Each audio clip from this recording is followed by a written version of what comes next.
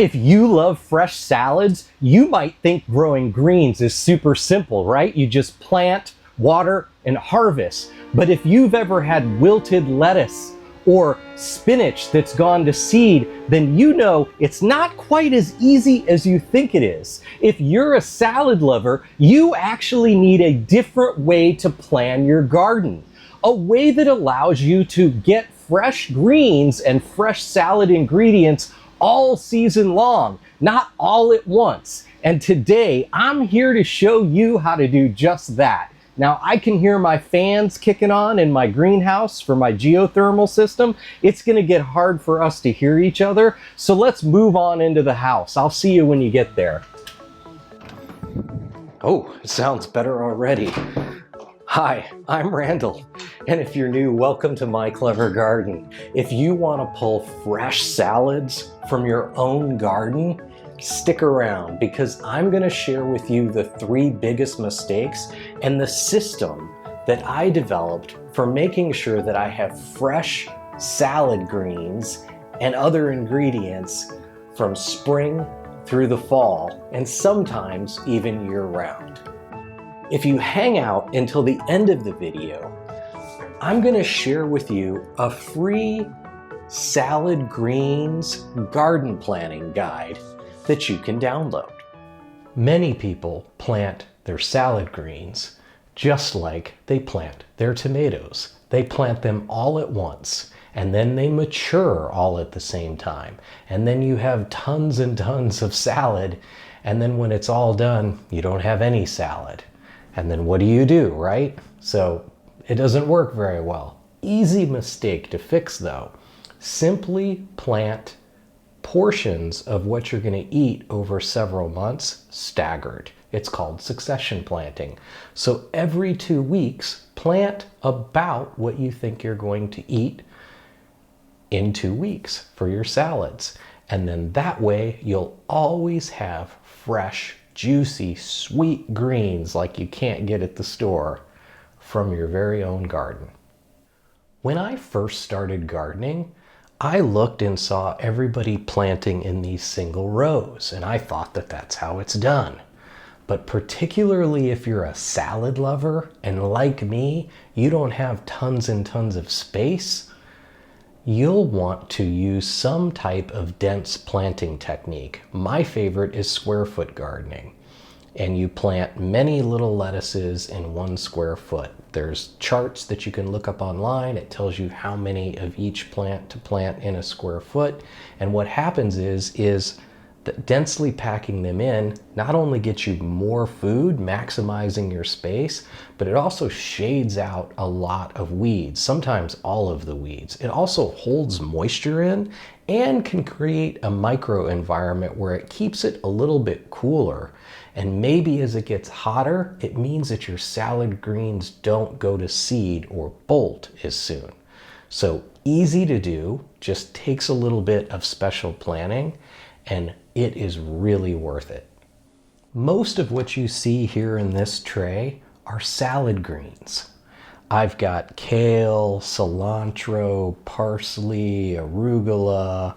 I've got some scallions. I've got some romaine lettuce. I've got some leaf lettuce. But guess what? They all mature at different rates. Some mature very quickly in 30 days, while others mature in like 75 days. So that's very important to understand. Also, this kale will take a lot of cold, especially if it's mature. You will literally see it thriving when there's maybe a little snow on the ground, or it gets a light frost and it gets even sweeter. Something like this little gem romaine though, if it gets cold like that, it will die. It will not be happy. But when it gets really hot and the kale's unhappy, often the little gem romaine will still be alive. So now, kind of like you think about your staggering planting, you think about planting different varieties. It also, for a salad lover, is a dream come true because you're never eating the same salad greens. Bonus tip, this little beautiful Merlot leaf lettuce here Leaf lettuce is one of these vegetables that's called cut and come again. Cilantro's cut and come again, and so is parsley. It literally means like it sounds. You basically take the larger leaves. I like to just kind of grab them up in my hand and I cut it off like a ponytail, and I leave all those little tiny leaves bunched up on the inside. And then in a couple weeks, I can harvest it again, and I can usually do that up to 3 times. Now that you know how to always have fresh, amazing salad greens right out of your own garden, you need to know how to properly harvest and store them. But generally speaking, when it comes to salad greens, the biggest mistake people make is they harvest them at the wrong time of the day. You see, as soon as the day starts to warm up, they actually start to release something that is bitter, and it will turn your sweet greens bitter. That's right. So simply harvest them before the day starts to warm up. It'll make a huge difference. If you don't believe me, and this is kind of fun to do anyway, and if you have kids it could be super fun, is go out before it gets warm and just pop some greens, a little bit of lettuce off, pop it in your mouth right away, taste it, and then when the day starts to get warmed up and it's been warm for a couple hours, go out and do that to the same plant and you'll see what I'm talking about. It will definitely not be as sweet, and in fact it will probably be bitter. So once you get that, you're going to want to submerge them in cold water. Again, we're trying to keep them cool, so submerge them in really cold water. And what you can do is you can submerge them, gently pull them out, dump it, submerge them again.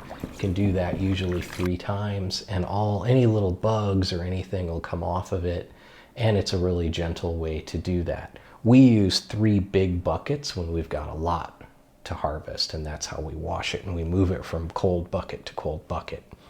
Now you got to get rid of the moisture that you just put on it. So you want to use a salad spinner. I like this little one. It's lasted for years. We also have a big one that's like a 5-gallon bucket that we use. When we use that bucket system, we've got a lot of greens to harvest, and you want to rid them of as much moisture as possible. In fact, if it's cool in your house and you have a place to spread them out on towels and let them sit for a little bit, just to get as much of that moisture off as you can. Bonus tip, when you go to store them, we've found, and we've tried everything. We've tried green bags, we've tried fancy containers, we've tried it all. The thing that works best for us is to simply use a Ziploc bag. We like these gallon ones. We eat a lot of salad. Put them gently in the bag with a paper towel, because they, after all, have a lot of water in them, even if you did a great job in the other step. And so they will release moisture, and that will absorb a little bit of that. Don't squeeze it. Just kind of, let gently some of the air get out of there, but don't be too concerned about it, because you don't want to crush them. We found that if you get all the air out, you usually have to do that by crushing them, and they don't end up lasting as long. So just kind of gently, almost like when you pick up a bag of salad from your farmer's market or something like that. And these things will last sometimes up to 2 weeks, but definitely this one is a week old and it looks like we just pulled it out of the garden. So there you go.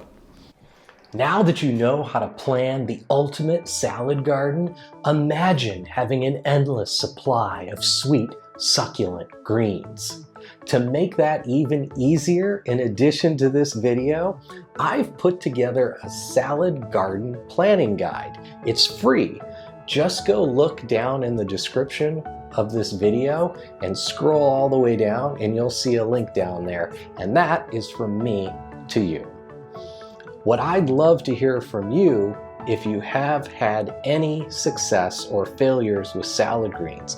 Maybe it's a particular variety that you love but you just can't grow, or maybe it's a variety that you discovered that you can grow really well and you love it. I would love to hear about it. And of course, I'm always here if you have any questions. Just hit me up. I hope I could help you out. Thanks so much for watching, and until next time, happy gardening.